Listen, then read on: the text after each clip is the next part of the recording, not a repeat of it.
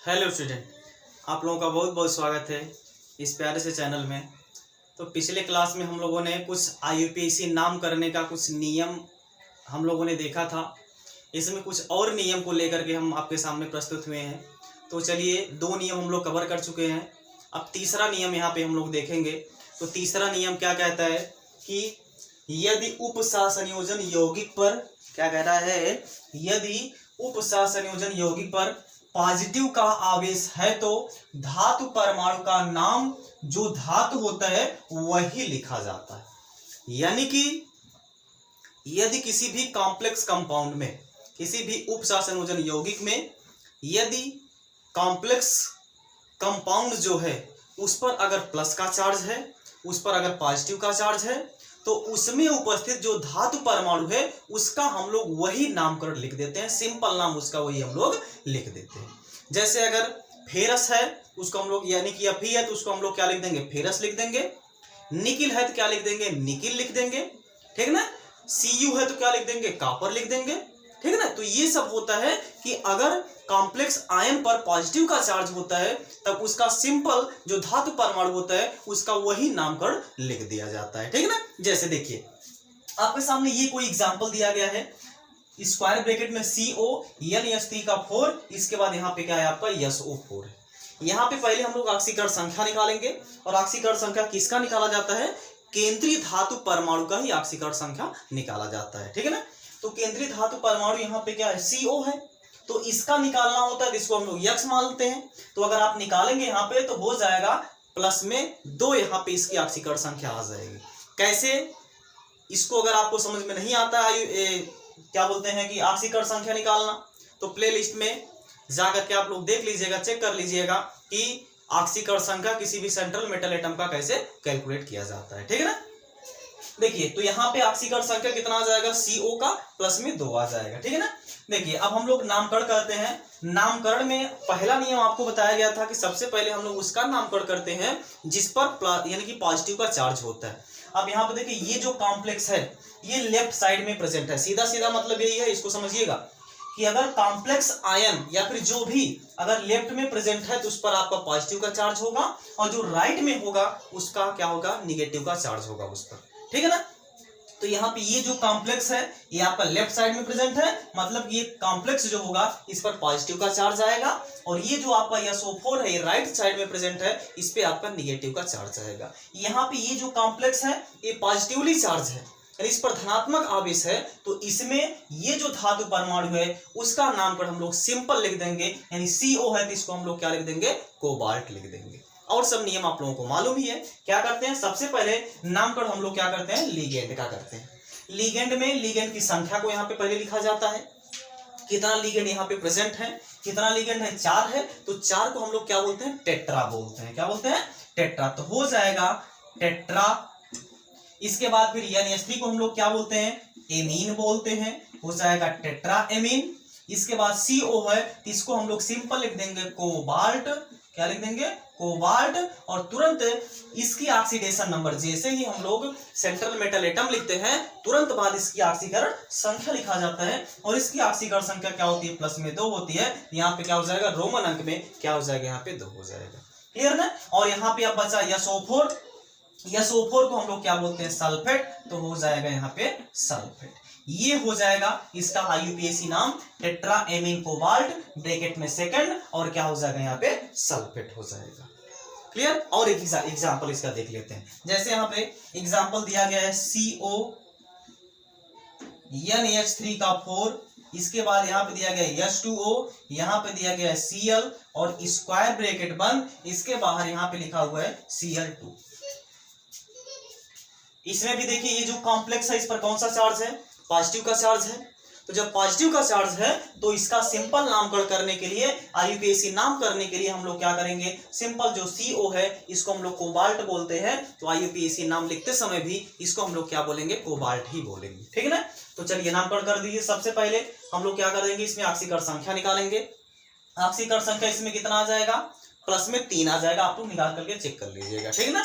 क्योंकि देखिए आपका जो NH3 है न्यूट्रल है तो इसका 0 हो जाएगा, H2O का भी क्या हो जाएगा यहाँ पे 0 हो जाएगा, H2O का भी 0 हो जाएगा, Cl का माइनस में 1 होता है और यहाँ पे माइनस में 2 हो जाएगा, -1 -2 -3 आ जाएगा, यानी कि उधर जाएगा तो क्या हो जाएगा प्लस में 3 आ जाएगा। यहाँ पे जो ऑक्सीडेशन नंबर आ जाएगा वो कितना आ जाएगा प्लस में 3 आ जाएगा। चलिए अब नामकरण करिए। अब जरा यहाँ पे ध्यान दीजिए, यहाँ पे एक से अधिक प्रकार के लिगेंड प्रेजेंट हैं। तब आपको दूसरा नियम हमने बताया था कि अगर एक से अधिक प्रकार के लिगेंड उपस्थित होते हैं तब उसका नामकरण हम लोग अल्फाबेट करते हैं, यानी ABCD में जो सबसे पहले आता है उसका नामकरण हम लोग सबसे पहले करते हैं, ठीक है ना। तो बताइए यहाँ पे ए है एमीन, ए है आपका एक्वा, इन दोनों में देखिए सेम आ रहा है। अब देखिए इसका स्पेलिंग लिख लीजिए, एमीन AMMINE होता है, एक्वा होता है AQUA। अब पहला अक्षर देखिए दोनों में मैच कर रहा है, पहला अक्षर दोनों का मैच कर रहा है, तो ऐसा आपको बताया गया था कि अगर पहला अक्षर दोनों का मैच करे तो हम लोग क्या करेंगे, दूसरा वाला अक्षर जो कि देखेंगे। अब दूसरा अक्षर देखिए क्या है, यम है, इसके बाद इसमें दूसरा अक्षर क्या है, क्यू है। तो पहले अब आपको पहचानना होगा कि यम पहले आता है कि पहले क्यू आता है, यानी कि क्या आता है YMNOPQ, यानी कि पहले यम आता है तो नामकरण सबसे पहले हम लोग एमीन का करेंगे, इसके बाद फिर करेंगे एक्वा का, इसके बाद हम इस क्लोरीन का नामकरण करेंगे, ठीक है ना।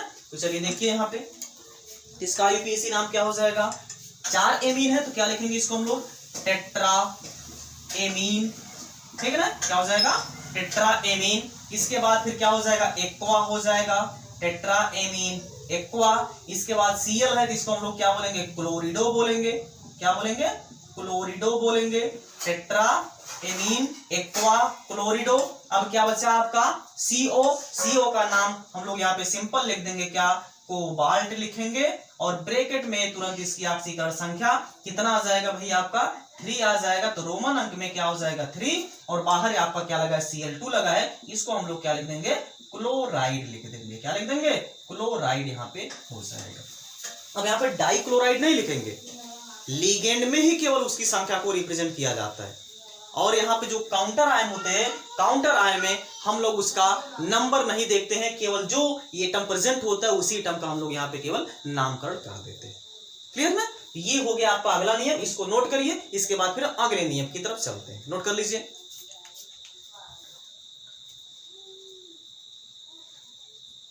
हो गया, ओके। अब देखिए चौथा नियम, नियम नंबर 4।